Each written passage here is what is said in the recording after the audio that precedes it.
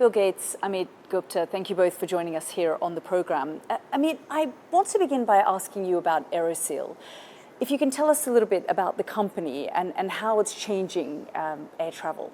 Absolutely. So we are fixing a very big problem in buildings. We are sealing up the air leaks in the building envelope as well as the air ducts. And I know air ducts are not there in homes in UK, but in commercial buildings, there are lots of air ducts.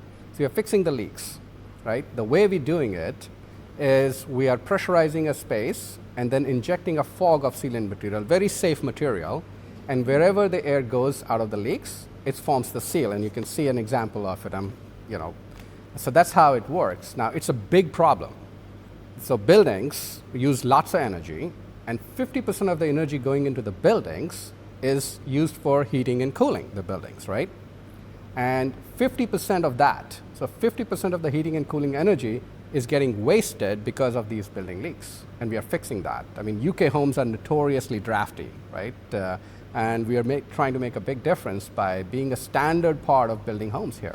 So how fast are you moving in this space? Well, not fast enough, but we are working with many builders, and we'll do few hundred homes this year, and we want to do few thousand homes in UK next year. How is this going to revolutionize, in terms of how people build their homes going forward? Because, of course, we do have a housing crisis in this country, but also climate change is an ongoing issue that people have to think about in terms of how homes are built now and other buildings. Of course. So this technology is, first of all, very cost effective, right? So the affordability of the home should not get impacted. Not only that, it actually should improve the affordability because we can do something which would take days for a builder to do in a matter of minutes, like half an hour, 45 minutes, is all it takes to seal the home.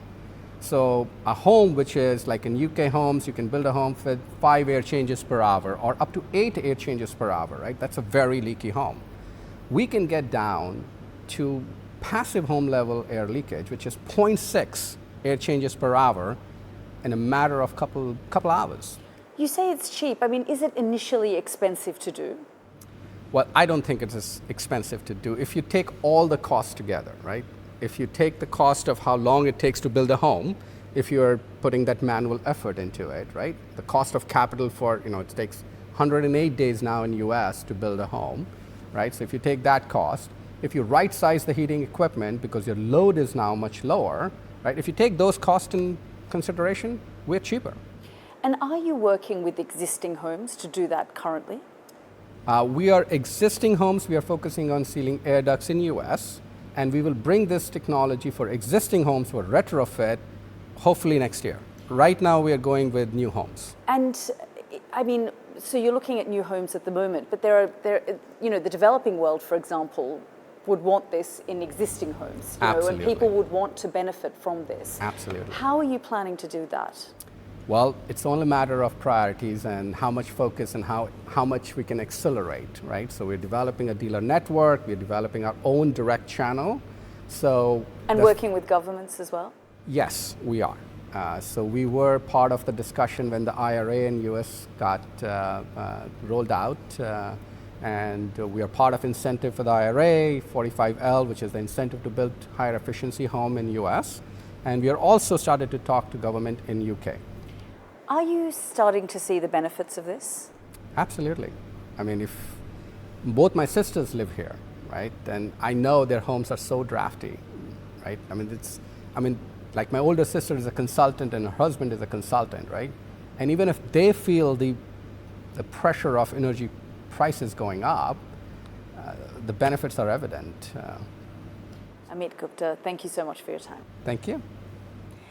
Val, you're trying to make air travel clean. Just tell us how we can achieve that. Yes, we at ZeroAvia, we're building the next generation of the engines for commercial aircraft. These engines are based on hydrogen as primary fuel. Hydrogen, of course, can be produced in a zero-emission fashion. It's also electric engines, which means that we don't have any combustion on the board of the aircraft, which is key to reduce dramatically the climate impact of aviation.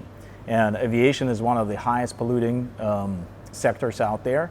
We really need to make this solution possible over the next couple of decades, and our company is building the solution for all sizes of aircraft over the next 20 years.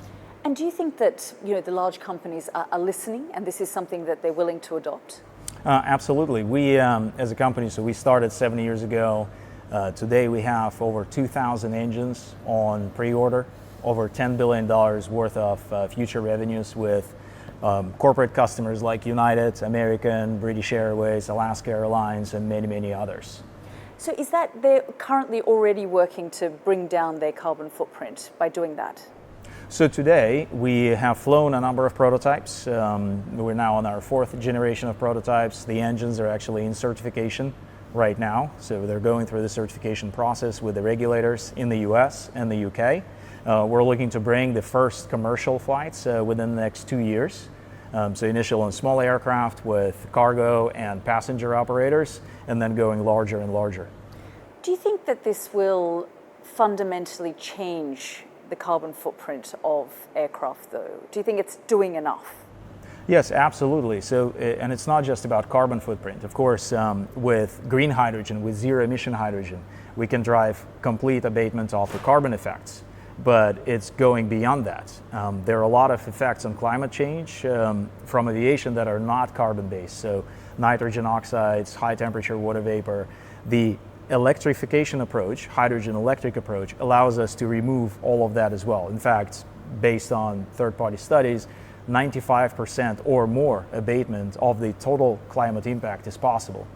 So we believe that we can make aviation clean and still support the growth of this very important transportation sector, because that's the only thing that really connects us globally. It does, and yet it gets a pretty bad rap. I mean, when we think about, climate change, its impact, aviation is one of the things right at the top that people think about as being among the worst. How do you change that mindset if things are starting to move in the right direction? Yeah, you're absolutely right. And that was one of the major motivations for me to start the company 7 years ago. I'm a pilot myself, fly various types of aircraft, airplanes, helicopters, and I saw that the industry is moving towards that bad future where there is no future, really, right? We cannot afford to have this level of climate impact if we're allowed to operate forward. So we really need to bring the solution. We think there is a technological solution to that. It will allow us to grow this important sector. So I think as we bring these aircraft to operation, as our operator partners put this in commercial operations, the people out there and other operators will see the real impact of this, and this will get a very fast adoption, the classic S-curve.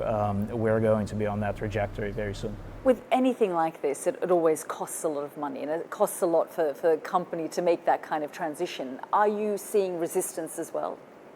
So as I mentioned, we have easily 15, 20 major and smaller operators as customers. One of the driving forces for them to sign up with us is economic advantages of this solution, in fact. Now, initially for the first few airplanes, few engines, it will be more expensive, but at scale, when we say hundreds and thousands of aircraft, this approach is actually less expensive than doing fossil fuels. So is it reconfiguring the entire aircraft, or is it building a new fleet that you're talking about? It's a little bit of both. So our first go-to-market is retrofitting the existing fleets, and so there are a lot of customers that we have for that. But over time, the most efficient way to deploy these engines, of course, is build the aircraft around them. So we have several out of 8 partnerships, 3 partnerships with aircraft manufacturers are around what's called clean sheet designs, when aircraft manufacturers are designing the vehicle around the engine, and it's the most efficient way to do it. So we have already retrofits for the initial operations to get this out as soon as possible, and then clean sheet designs for the most efficient deployments. Val, thank you so much for your time. Thank you.